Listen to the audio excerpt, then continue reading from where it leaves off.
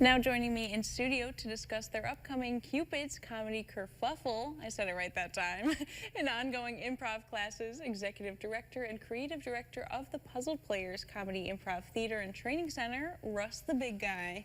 Hello, Russ. How you doing today? Yeah, I'm great. Thanks. Good. Good. So, Kerfuffle, but before we get there, tell me a little bit about Puzzle Players, to begin with. Sure.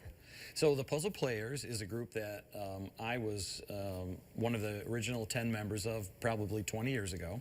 Has a long history. We got some fame because we came out of a Toastmasters group originally, so we had some international recognition, if you will, through their international magazine. And over the years, the group took some turns and changes, and different people left and new people came in, and then it fizzled for a while. So there hadn't been any improv around here for at least 10 years, maybe longer. And I decided that it was something that, since I enjoyed it so much, that I wanted to get back to it and really have be able to enjoy improv again. So I started offering free workshops every Wednesday over at the Vestal Library, and those continue to today. Tonight is a free workshop. Except we outgrew the library, and we were lucky enough that we were able to work out a deal with the new owners of the Cinema Saver. If people from the area remember the old Cinema Saver, it was like $4 movies or whatever in Endicott. And although a lot of people are very disappointed that it's not there anymore, all the equipment has been sold off long ago, and like I said, new owners. And they have apartments they're building upstairs. There's a commercial space downstairs, and we're using one of the main theaters. We use the lobby and then the big theater. So we have all of our workshops there. Tonight we'll be there from 6:15 until 9 o'clock. Drop in. You don't have to register. It's free, open to the community. And we've been doing that for about 2 years. Awesome. Yeah. Okay. Well, I've been to comedy shows before with stand-up comedy. For someone who hasn't really been to improv before, why would you recommend something? Yeah, it's not stand-up. That's it's a misnomer. Even though there was a stand-up club that was called the Improv, and they did improvise there, some of the comics, if they're doing crowd work, but that's a totally different thing. And our crowds our audience is different too. Our audiences are like rooting for us to succeed because all of the scenes that we do, the improv games, we also do some long form improv, they're all based on suggestions from the audience. So they might give us a word to get started with, or they might suggest a relationship between two people and where those people might have met, and then it's up to the players to take that suggestion, and that's kind of how we prove that we're making it all up, because now the scene that you see is going to be based on the suggestions from the audience. Yeah. That's all. I think that's the fun part too, and even if you don't want to actually go up and be the improv person, right, you can still do things in the audience. Oh, for sure. For the shows? Yeah, absolutely. We do have some scenes that require volunteers from the audience. And if you want, but you don't have to do that. But we do ask for people to yell things out. And some people don't like to do that, and that's fine.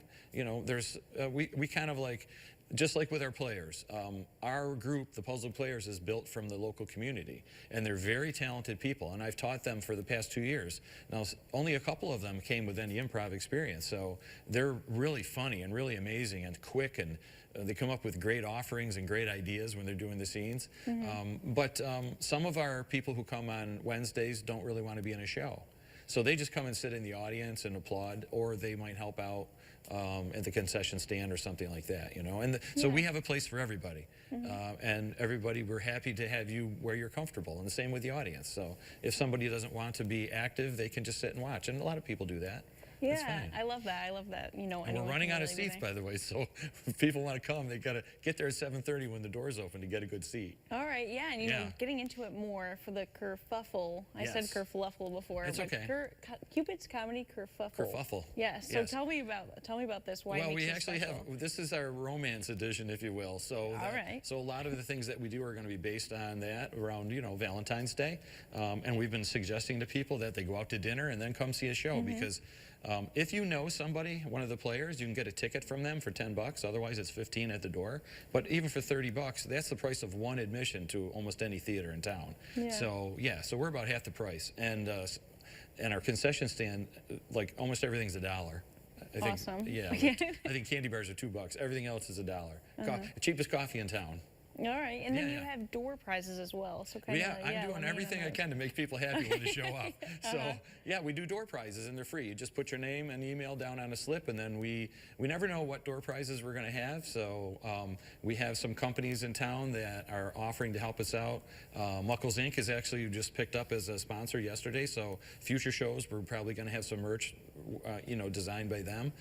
Red Barn is the owner of that, the Red Barn Computers, and then we have Brew Sip Bloom, which is a coffee company locally.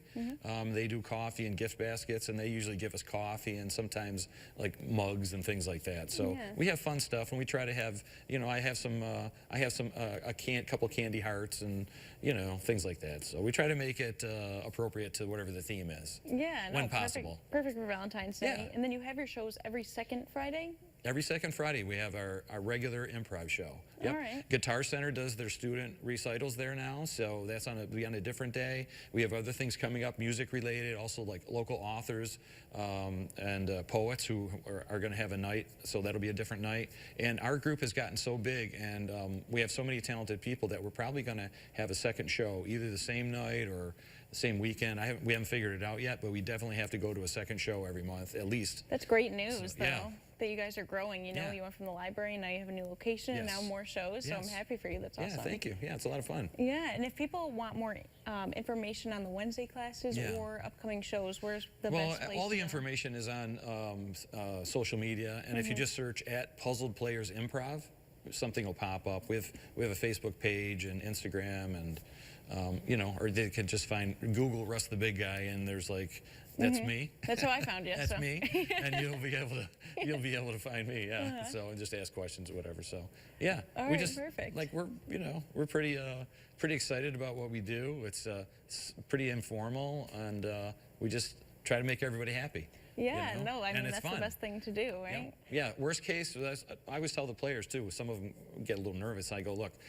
You already know what to do. You already have all the skills and everything, so just relax and have fun. And if you're having fun, the audience will have fun, and we all win. Yeah. So that's the bottom line for that. Yeah, especially on Valentine's Day. How could you not, Yeah, exactly. Well, thank you so much for coming out today. I really appreciate it. And maybe next time we'll do some improv or something. Okay, I thought we were going to do that today. I know. We'll do it next time. Okay. Yeah. For those of you who might have missed those details, Puzzled Players Comedy Improv Theater and Training Center of Greater Binghamton is hosting the only comedy improv show in the area on Friday, February 14th. The event will take place at 19 Madison Avenue in Endicott in the former Cinema Saver building, with doors opening at 7:30 and the show starting at 8 p.m. In addition to ticketed shows every second Friday, Puzzled Players also offers free Wednesday night improv fun shops, classes for all skill levels, corporate training, and other community events. For more information or to buy tickets, please visit its Facebook page.